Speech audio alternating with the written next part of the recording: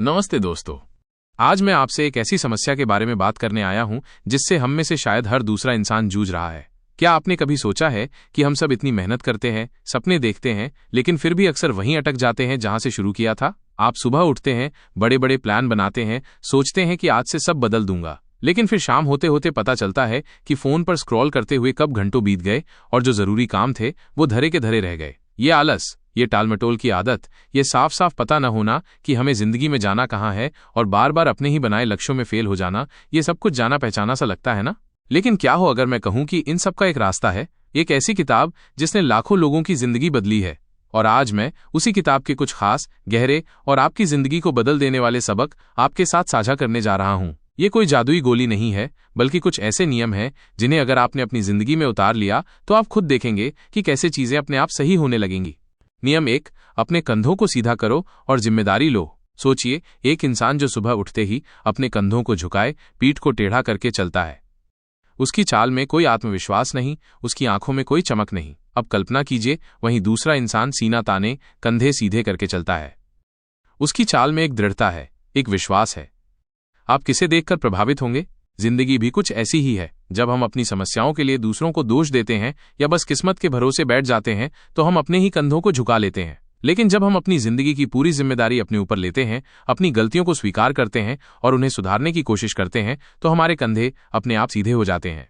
आपने Steve jobs के बारे में तो सुना ही होगा। उन्हें एप्पल से निकाल दिया गया था। वो चाहते तो इसे अपनी बदकिस्मती मानकर बैठ सकते थे, लेकिन उन्होंने इसकी जिम्मेदारी ली, अपनी गलतियों से सीखा और पिक्सर और नेक्स्ट जैसी कंपनियां बनाई और फिर एप्पल में लौटकर उसे दुनिया की सबसे बड़ी कंपनियों में से एक बना दिया। ये क्या था? अपनी जिम्मेदारी लेना, अपने कंधों को सीधा करना। क्या आप अपनी जिंदगी की पूरी जिम्मेदारी लेने को तैयार हैं?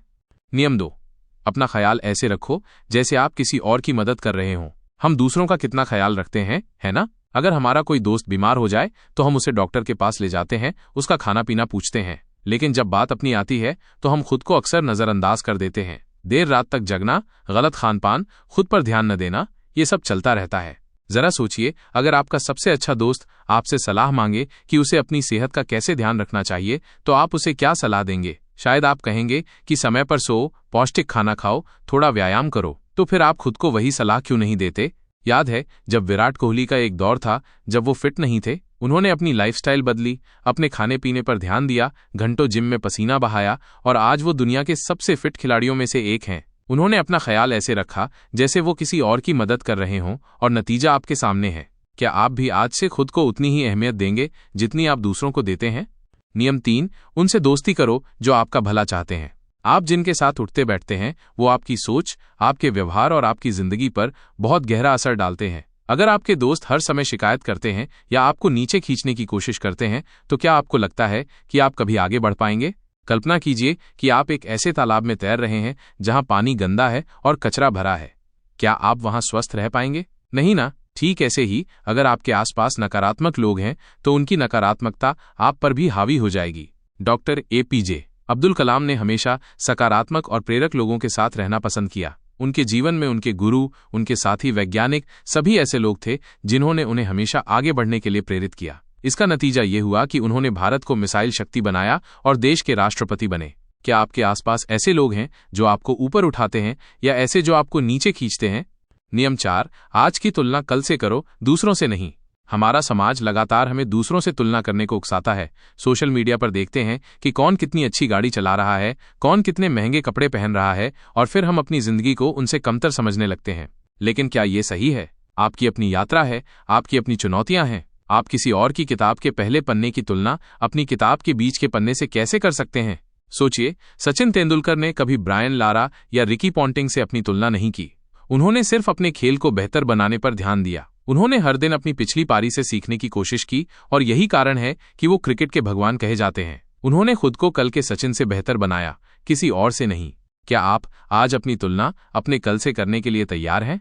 नियम 5, अपने बच्चों को वो मत सिखाओ जो आपको पसंद नहीं।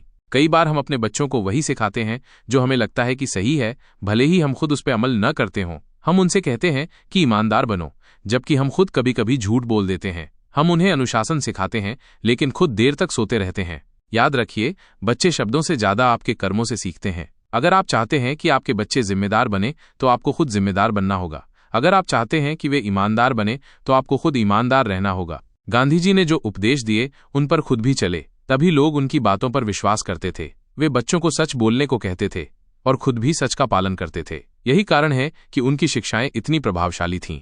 क्या आप अपने बच्चों के लिए वो उदाहरण बनने को तैयार हैं जो आप उन्हें देखना चाहते हैं? नियम 6, अपने घर को व्यवस्थित करो। जब आपका कमरा बिखरा हुआ होता है, चीजें अस्त व्यस्त होती हैं, तो क्या आपको कभी शांति महसूस होती है? नहीं ना। आपके बाहरी वातावरण का सीधा असर आपके मन की शांति पर पड़ता है।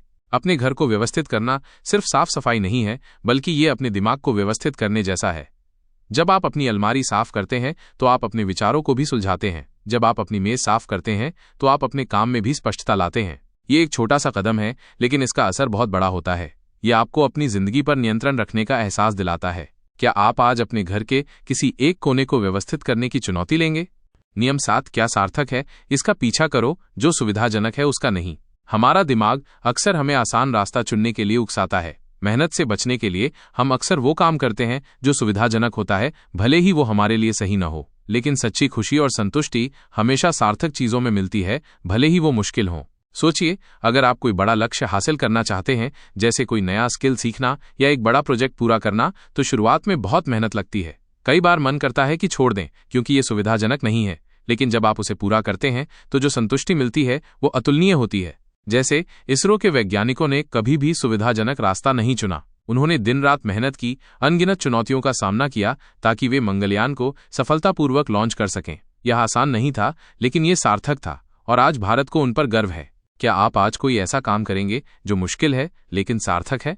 नियम 8, हमेशा सच बोलो या कम से कम झूठ मत बोलो। झूठ बोलना आसान लग सकता है, खासकर छोटी छोटी चीजों में, लेकिन हर छोटा झूठ एक बड़े झूठ की नींव बनता है और अंततः आपकी पूरी जिंदगी एक जाल बन जाती है।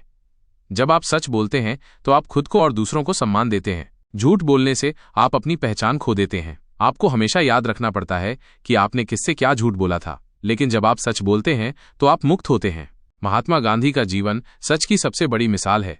उन्होंने अपने सिद्धांतों से कभी समझौता नहीं किया और हमेशा सच का पालन किया। यही कारण था कि लाखों लोग उनके साथ जुड़े और भारत को आजादी मिली।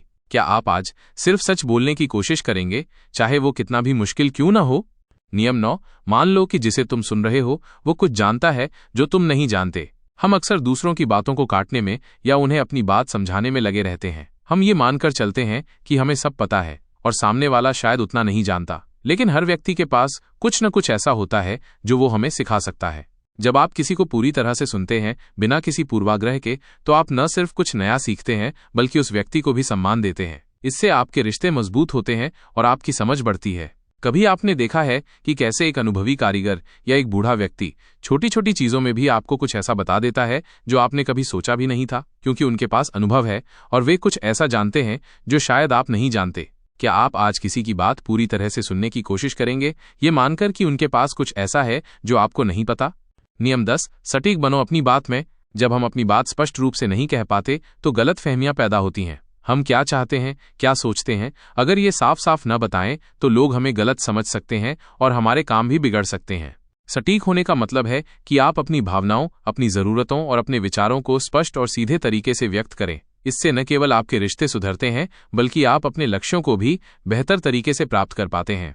आपने देखा होगा कि जो लीडर्स अपनी बात को बहुत साफ और सटीक तरीके से रखते हैं, लोग उन पर ज्यादा भरोसा करते हैं। जैसे जब प्रधानमंत्री कोई नीति की घोषणा करते हैं तो वो बहुत स्पष्ट शब्दों में करते हैं ताकि कोई भ्रम न रहे। क्या आप आज अपनी बात को और अधिक सटीक तरीके से कहने का अभ्यास करेंगे?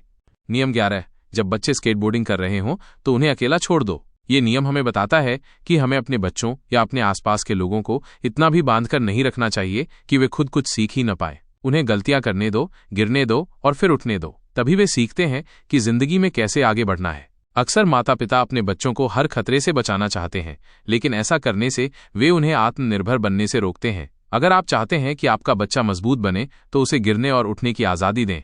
याद कीजिए, जब हम छोटे थे और साइकिल चलाना सीख रहे थे, हम कितनी बार गिरे, लेकिन हर बार गिरने पर हमने कुछ सीखा और तभी हम आज साइकिल चला पाते हैं। अगर हमारे माता पिता हमें कभी गिरने ही नहीं देते तो क्या हम सीख पाते? क्या आप आज किसी को अपनी गलती से सीखने का मौका देंगे? नियम 12, जब गली में बिल्ली मिले तो उसे सहलाओ। ये नियम हमें बताता है कि हमें जीवन में छोटे छोटे सुखों को पहचानना चाहिए और उनकी सराहना करनी चाहिए। जिंदगी हमेशा बड़ी बड़ी उपलब्धियों के बारे में नहीं होती। कभी कभी एक छोटी सी चीज, जैसे किसी जानवर को सहलाना या किसी दोस्त से बात करना या उगते सूरज को देखना, हमें बहुत खुशी दे सकता है। हम अक्सर बड़े लक्ष्यों के पीछे भागते भागते छोटे छोटे पलों को जीना भूल जाते हैं, लेकिन यही छोटे पल हैं जो हमारी जिंदगी को खूबसूरत बनाते हैं। जैसे आप अक्सर बड़े लोगों को, जैसे रतन टाटा जी को, जानवरों के प्रति उनका प्यार दिखाते हुए देखते होंगे। ये छोटी सी चीज उन्हें खुशी देती है और उनके मानवीय पक्ष को दिखाती है। क्या आप आज किसी छोटी सी खुशी को पहचानेंगे और उसे पूरी तरह से जिएंगे? तो दोस्तों, ये थे जिंदगी जीने के 12 शक्तिशाली नियम जो आपकी जिंदगी में एक नई दिशा और नया अर्थ दे सकते हैं। ये सिर्फ नियम नहीं हैं, बल्कि जीवन जीने के वो सिद्धांत हैं जो आपको हर चुनौती का सामना करने और एक बेहतर इंसान बनने में मदद करेंगे। इन नियमों को अपनी जिंदगी में उतारना एक सफर है, कोई मंजिल नहीं। हर दिन थोड़ा थोड़ा प्रयास करें और आप खुद बदलाव महसूस करेंगे। अगर आपको इस ऑडियो बुक समरी से असली वैल्यू मिली हो, आपकी सोच में थोड़ा भी बदलाव आया हो, तो एक लाइक तो बनता है। और हाँ, ऐसे ही ज्ञानवर्धक और प्रेरणादायक वीडियोस के लिए हमारे चैनल को सब्सक्राइब करना न भूलें। अगले वीडियो में हम एक ऐसी किताब के बारे में बात करेंगे जो आपको सिखाएगी कि कैसे अपने डर पर काबू पाएं और अपनी छिपी हुई शक्तियों को पहचानें। एक ऐसी किताब जो आपको बताएगी कि आपकी सबसे बड़ी बाधा आप खुद हैं और कैसे आप उस बाधा को पार कर सकते हैं। तो बने रहिए हमारे साथ।